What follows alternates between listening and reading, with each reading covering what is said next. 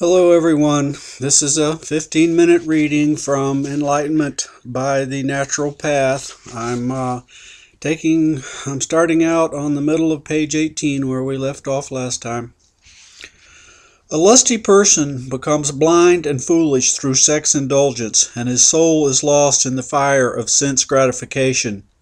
This whole disaster can be avoided by seriously chanting the holy names of the Lord.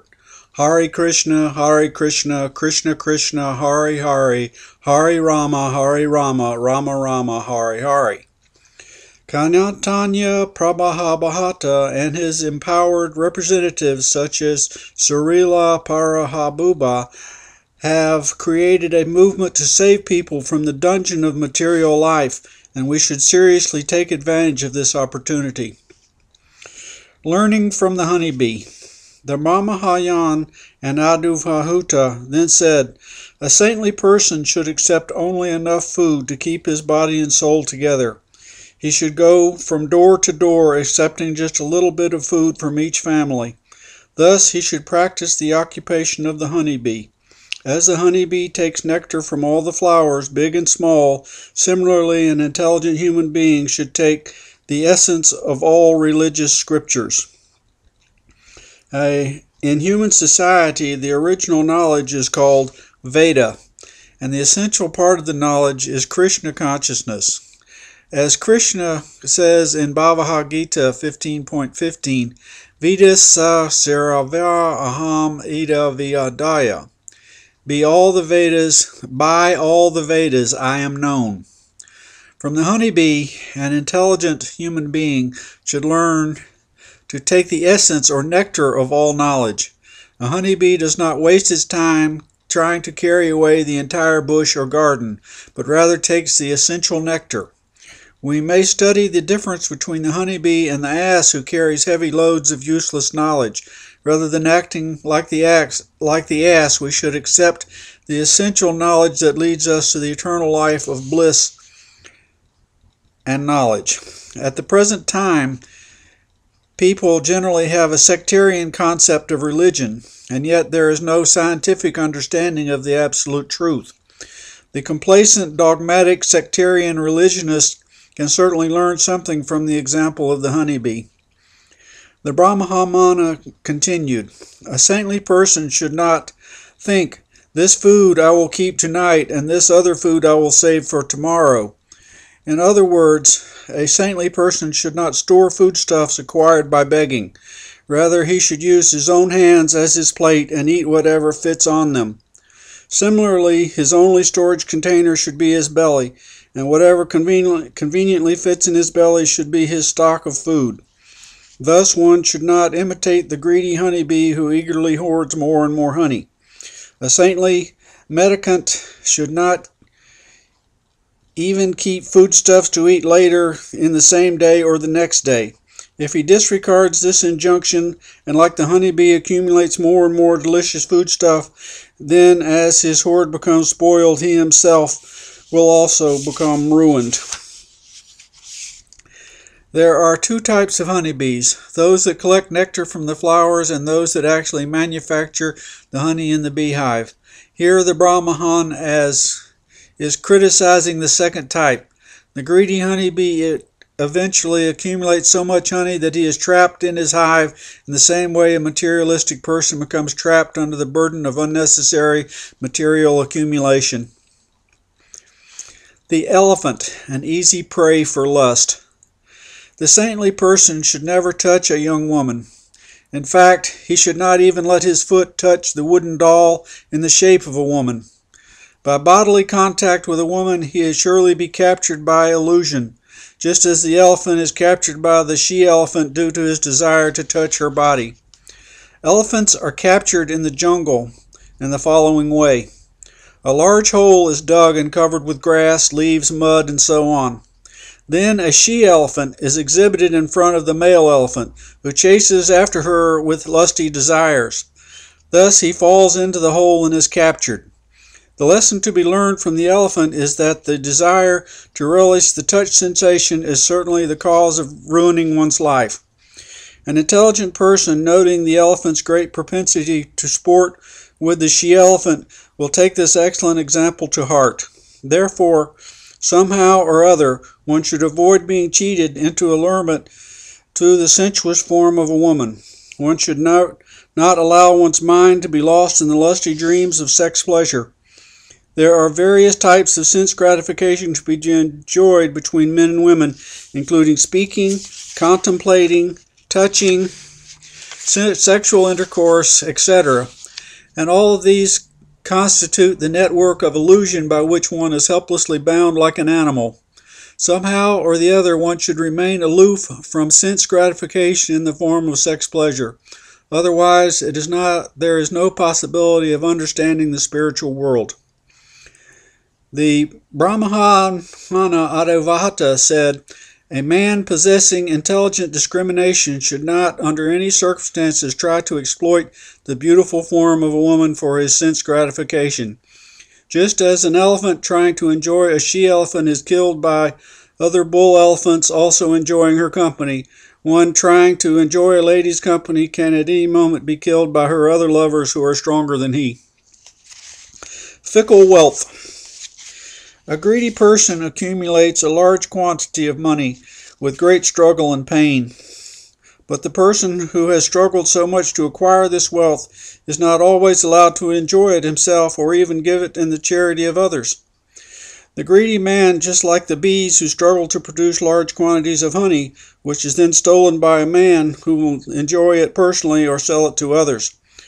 No matter how carefully one hides his hard-earned wealth or tries to protect it, there are those who are expert in detecting the whereabouts of valuable things, and they will steal it.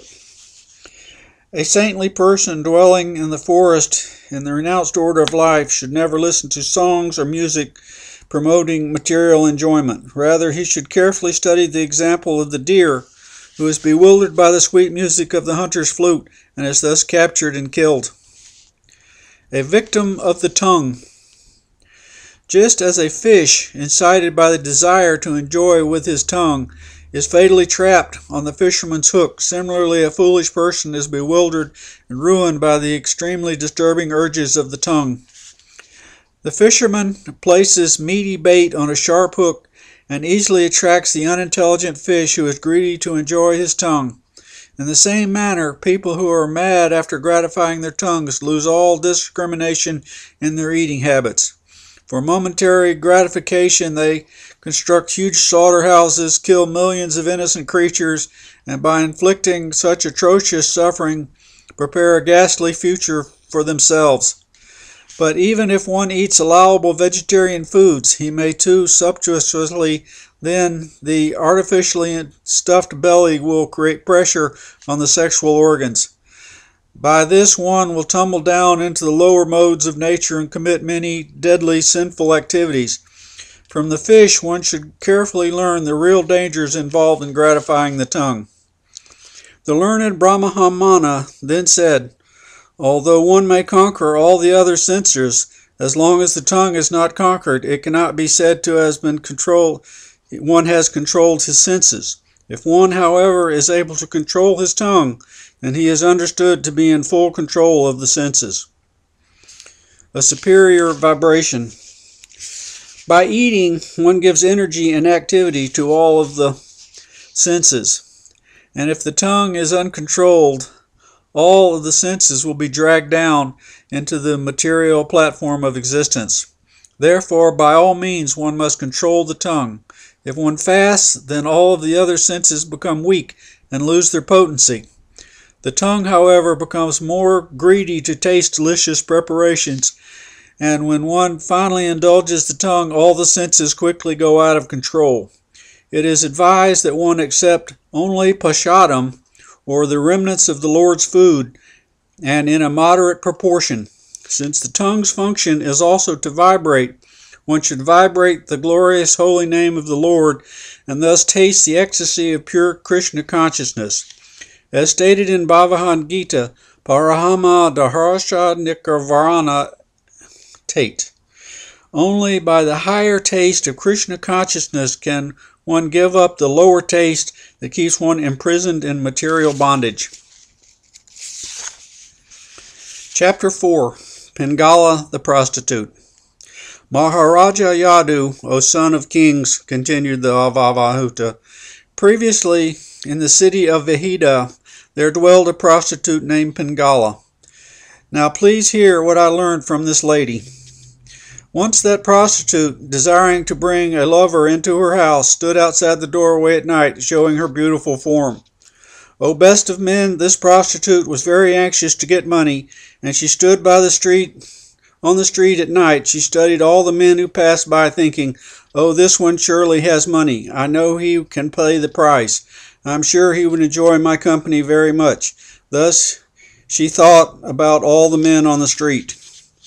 As the prostitute Pingala stood in the doorway, many men came and went, walking by her house. Her only means of sustenance was her house of prostitution, and thus she anxiously thought, "Maybe this one that's coming now is very rich. Oh, he's not stopping, and I'm not sure someone else will come. Surely this man that's coming now will want to pay me for my love, and he probably has lots of money." With vain hope, she remained leaning against the doorway, unable to finish her business and go to sleep. Out of anxiety, she would sometimes walk out towards the street, and sometimes she went back into her house. In this manner, gradually the midnight hour arrived. As the night wore on, the face of the prostitute, who intensely desired money, gradually became morose. Filled with the anxiety for money and most disappointed, she began to feel a detachment from her situation, which led to her ultimate happiness. Illusion or happiness. The prostitute felt disgusted with her material situation and thus became indifferent to it. Indeed, detachment acts like a sword, cutting to pieces the binding network of material hopes and desires. Just as a human being who is bereft of spiritual knowledge never desires to give up his false sense of proprietorship over many material things, similarly, a person who does not develop detachment never desires to give up the bondage of the material body. The network of material desires is created when one falsely thinks that he can establish himself permanently in the material world. This binding network can be cut by the sword of detachment. Otherwise, one will be forced to wander in the illusionary network of Maya with no understanding of liberated life on the spiritual platform. The Song of Pingala. The prostitute Pingala said, "Just see, everyone, how greatly illusioned I am. Because I cannot control my mind, just like a fool, I desire lusty pleasure from a most insignificant man. I am such a fool that I have given up the service of that one person who, being eternally situated within my heart, is actually most dear to me. That most dear one is the Lord of the universe, who is the bestower of real love and happiness and the source of all prosperity. Although he is in my own heart, I have completely neglected him. Instead, I have ignorantly served insignificant men who can never satisfy my real desires and who have simply brought me unhappiness, fear, anxiety, lamentation, and illusion. Who must we serve? Oh, how I have uselessly tortured my own soul. I have sold my body to lusty, greedy men who are themselves objects of pity, thus practicing the most abominable profession of a prostitute. I hope to get money and sex pleasure. The art of prostitution is based on the awakening of enjoying propensity in men. Apparently, this prostitute, who is so foolish that she maintains a romantic conception of her perception and is actually trying to enjoy loving affairs with her customers, not realizing that they are the lowest of men with the most abominable motives. Like the prostitute Pingala, who should understand that by giving up the devotional service of the Lord, one simply becomes a victim of the illusionary energy of the Lord and must suffer greatly. The prostitute Pingala continued, "This material body is like a house in which I, the soul, am living. Its bones are like the beams, cross beams, and pillars of the house, the whole structure built up of a spine, ribs, arms, bones, legs, bones, full of stool and urine. Okay, that's it, y'all. We'll continue again next time. Bye.